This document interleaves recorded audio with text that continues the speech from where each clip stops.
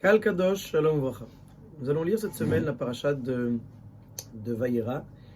Et on va voir dans la paracha que Akadosh Baruch Hu va prévenir Avraham Avinu, Alav Shalom, de la destruction de Sodome Va'amora, Sodome et Gomorrhe.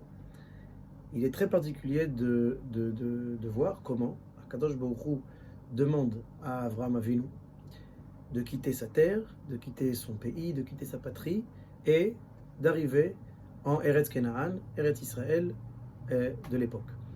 Et les Chachamim posent la question pourquoi Akadosh Baruch Hu n'envoie pas Avraham Avinu sur une île déserte ou sur un pays complètement vide, dans une région complètement vide du monde, pour mettre en place et fonder une société idéale.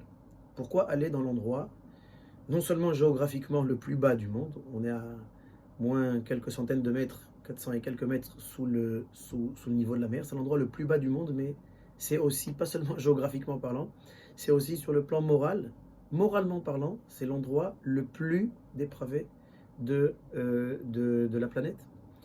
Et c'est là-bas qu'Akadosh Baruch Hu envoie Avraham Avinu.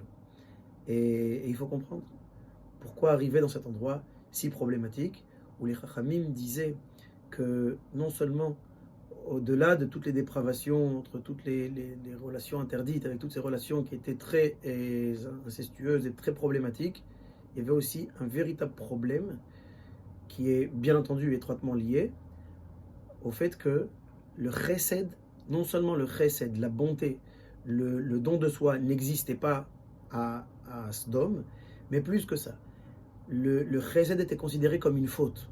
On peut trouver quelqu'un qui ne veut pas faire du chesed, qui ne veut pas aider les pauvres, ne veut pas faire de tzedaka, il ne veut pas se porter volontaire. C'est déjà une problématique. Mais il y a encore plus grave que ça. On va voir comment toute cette problématique et toutes ces relations interdites, comment toute cette réalité amène à une autre réalité, où le chesed devient carrément une faute. Et comme disait Chachamim, si quelqu'un donnait de la tzedaka à un pauvre, alors on allait le traduire en justice, on allait le juger en lui disant « Comment oses-tu aller à l'encontre de la décision divine qui a décidé que cette personne doit être pauvre ?» Alors comment tu vas aider la personne à sortir de sa situation alors que Akadosh Baruch Hu a fixé que cette personne doit être pauvre? Ça veut dire qu'ici, il y a une vision de la réalité à Sodome où tout doit être figé. L'homme, il est tel qu'il est. La réalité, elle est comme elle est. Si quelqu'un il est pauvre, il doit rester pauvre. Si quelqu'un il est là avec ses problèmes, avec ses pulsions, avec ses problématiques, avec ses défauts, eh bien, l'homme il est exactement, il ne doit pas changer. Et non seulement qu'il ne doit pas changer, mais c'est même un problème de changer.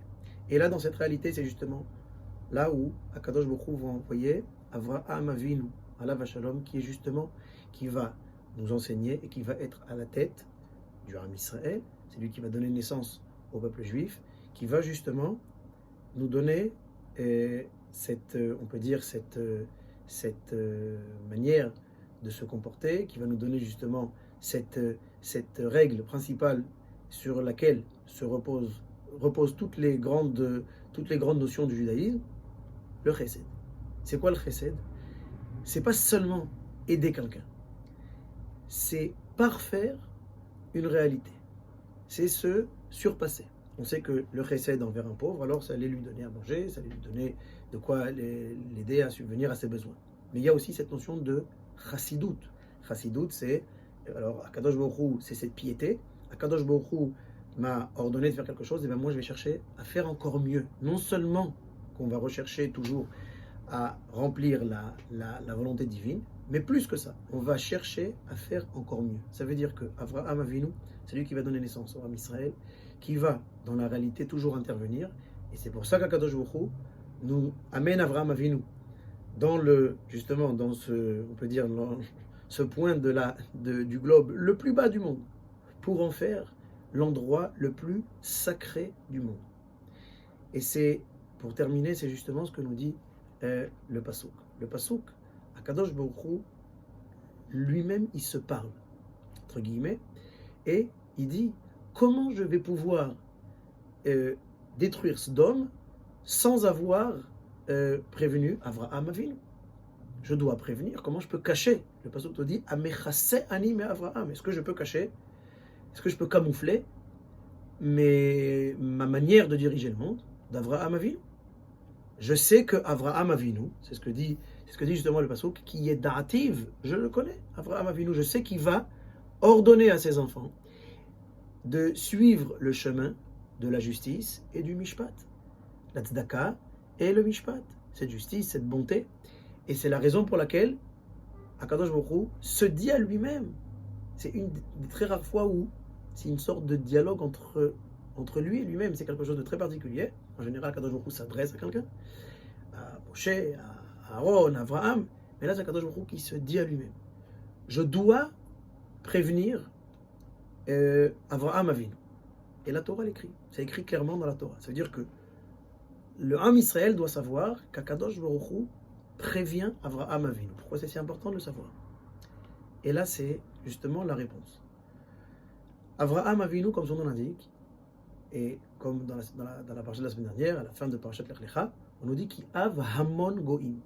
Akadosh Baruch Hu cite, réappelle, il fait une réappellation d'Avraham Avinu et appelle Avraham. Il dit maintenant tu vas devenir Av Hamon Goïm, tu vas devenir le père.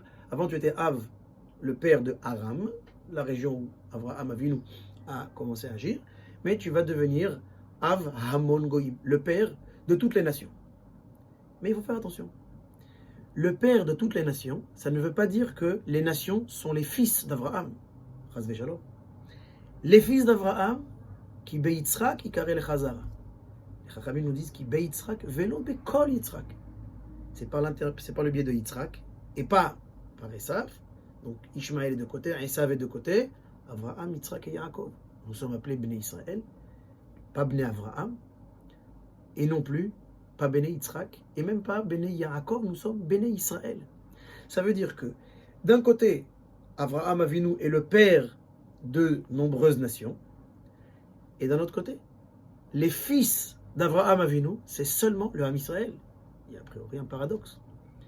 Et les Chachamim expliquent en tête le Ramchal. Rabbi Moshe Chaim Luzzatto, un des grands maîtres de la Kabbalah du XVIIIe siècle, nous explique que Avraham Avinu a un rôle très particulier, et c'est ce rôle ensuite que chacun à l'échelle individuelle va non seulement va apprendre, mais va prendre en possession comme une Yerusha, d'accord, comme un héritage. Et c'est ce qu'on a hérité d'Avraham Avinu. Il y a ici un enseignement très particulier pour tout un chacun. Le Midrash nous dit qu'Akadosh Baruch Hu appelle Avraham Avinu son Yoetz, son conseiller. Il dit, comme un roi ne va rien faire, ne va rien décider sans prendre conseil auprès de son conseiller, Akadosh Baruch Hu dit, lorsque il va détruire Sodome, Avraham, comment je peux cacher d'Avraham Avinu ce qui va se passer? Et les Chachamim nous disent parce que Avraham Avinu était comme le conseiller du roi.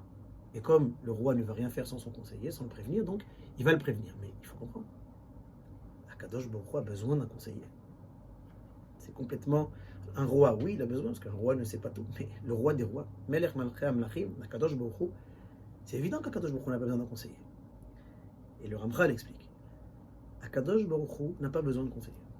Akadosh Baruch Hu a décidé, par son chesed, par cette bonté, au contraire, comme un père qui va vouloir, par amour envers son fils, l'aider à lui-même devenir père, lui-même à devenir, les attachés, un père de famille, et il va justement lui dire maintenant tu vas agir avec moi. Akadosh Baruch Hu nous a donné, comme dit le Nefesh HaChaim, Rabbi Chaim de Volojin, Akadosh Baruch Hu a donné les rênes du monde dans les mains des Bnei Israël. Et ça, c'est avec Avraham Avinu. Ça veut dire quoi qu'Avraham Avinu, il est Av Hamon Goïm, c'est lui qui va être le père de toutes les autres nations. Ça veut dire quoi le père? C'est Avraham Avinu qui a une responsabilité. Bien entendu à l'échelle du Ham Israël, mais à l'échelle du monde entier. Ça veut dire quoi? Notre influence, nous, le peuple juif, par rapport à tout ce qu'Akadosh Baruch Hu a créé, nous sommes les seuls shutafim, associés, et donc on devient aussi des yoatzim. C'est quoi des conseillers? Pas que Akadosh Baruch Hu nous demande est-ce que tu veux ou est-ce que tu ne veux pas. Akadosh Baruch Hu nous a nommés conseillers et il a fait de nous des associés. Pour nous dire, toute mitzvah, tout limoud, tout tefila elle a une répercussion sur toute la réalité.